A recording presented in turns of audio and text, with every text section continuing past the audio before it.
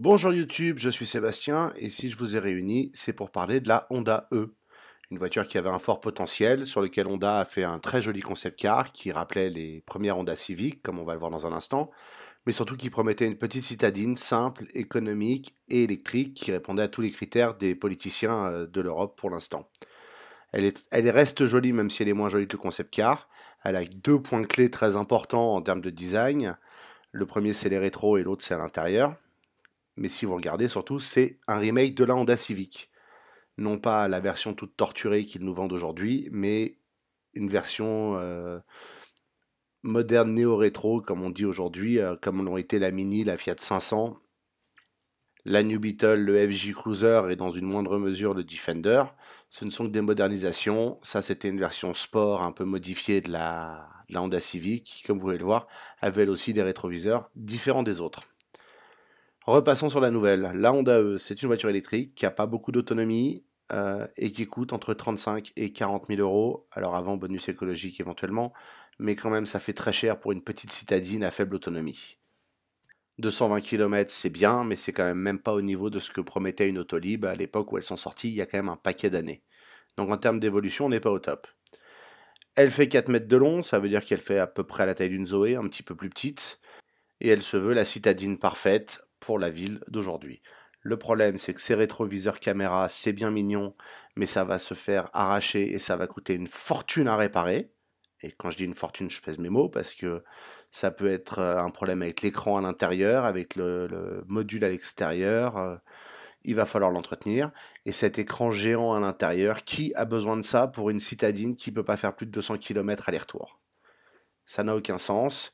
Et je me dis que si on n'avait pas les caméras intelligentes dans les rétros et qu'on n'avait pas un écran géant en termes de tableau de bord, on aurait peut-être une voiture qui coûterait 10 000 euros de moins à produire, qui serait plus simple, plus durable, plus fiable et beaucoup moins chère. Et à ce moment-là, elle serait beaucoup plus attrayante et on pourrait peut-être commencer à vendre des voitures électriques plutôt que de prétendre qu'on va en vendre pour faire plaisir aux politiciens et aux statistiques parce que aujourd'hui les voitures électriques ne se vendent pas. Ça représente une infime partie de la population qui accepte de vivre avec et encore généralement à côté de ça, il y a une autre voiture avec de l'essence ou du diesel pour pouvoir rouler quand on a besoin de se déplacer. La voiture électrique, ça reste une très belle théorie. Et cette Honda qui aurait pu changer la donne réellement ne la change pas parce que, bonjour madame, vous voulez une Clio à 15 000, pas de problème, prenez une Honda à 40 000 euros, elle fait que 220 km, il faut vous arrêter à la recharger.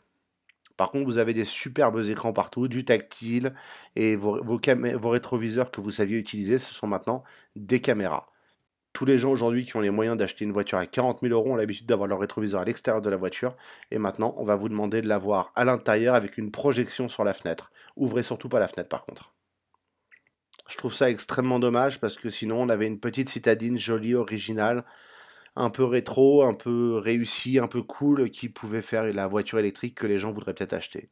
Mais il faut lui mettre des vrais rétroviseurs, il faut enlever cet écran géant dont personne n'a besoin en ville. Je veux dire, on n'a pas besoin d'avoir le regard détourné par 1,50 m de large d'écran d'ordinateur qui vous affiche tout un tas d'informations, la météo, l'humeur des passagers et toute autre joyeuseté, alors qu'on roule dans des petites rues où il y a des enfants qui peuvent traverser entre deux voitures garées. On n'est pas sur une voiture faite pour faire des millions de kilomètres, on est sur une voiture faite pour aller du point A au point B dans les grandes agglomérations. On a besoin de se concentrer sur la route, on n'a pas besoin d'avoir autant d'écrans.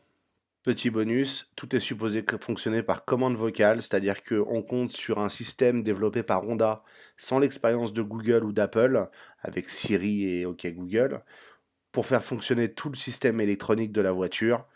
J'y crois honnêtement pas. Au-delà de ça, elle est très jolie en blanche ou en grise, en jaune oublié.